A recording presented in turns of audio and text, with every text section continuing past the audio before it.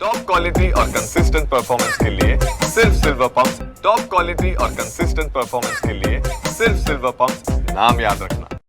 महाराष्ट्र राज्याचे मुख्यमंत्री देवेंद्र फडणवीस आणि उपमुख्यमंत्री अजित पवार यांचा योगायोग आज 22 जुलै रोजी वाढदिवस आहे आणि त्यानिमित्त ठाणे शहरामध्ये विविध ठिकाणी जे ते बॅनरबाजी लावण्यात आली आहे। पाहायला गेलं तर आपण सध्या ठाण्यातील 3 हातनाका परिसरात आहोत आणि याच ठिकाणी त्यांच्या वाढदिवसानिमित्त आज या ठिकाणी शुभेच्छांचे बॅनर या ठिकाणी झळकताना पाहायला मिळतात। पाहायला गेलं तर मुख्यमंत्री आणि उपमुख्यमंत्री यांचे विविध लोकोपयोगी कार्यक्रम देखील ठाण्यामध्ये पार पडणार आहेत। पाहायला गेलं तर आज 22 जुलै म्हणजे योगायोग त्यांचा आज 22 जुलै रोजी दोघांचाही महाराष्ट्र राज्याचा मुख्यमंत्री आणि उपमुख्यमंत्र्यांचा वाढदिवस असल्यामुळे एकच आनंदाचा क्षण या महाराष्ट्र राज्यामध्ये आहे। त्यामुळे पाहायला गेलं तर महाराष्ट्रात असेल या ठाण्यात असेल महायुतीचं सरकार आल्यानंतर दोघांचे वाढदिवस जे आहेत ते चांगल्या लोकोपयोगी कार्यक्रमातून करणार आहेत। पाहायला गेलं तर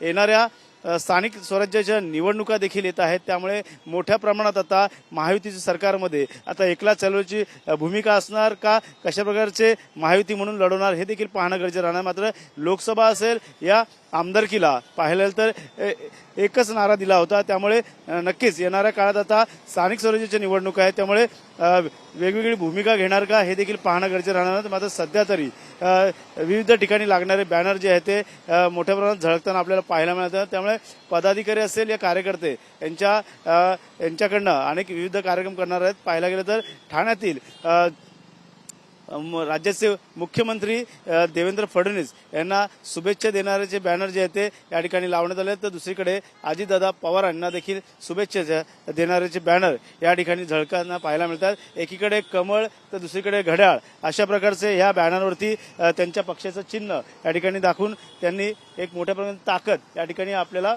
पाहायला मिळते।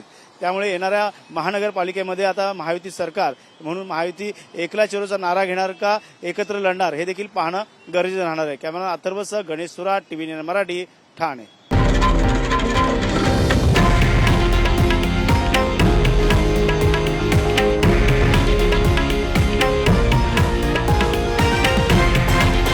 हे आहे देशातील नंबर 1 न्यूज नेटवर्क आणि आपण पाहत आहात TV9 मराठी, एकमेव।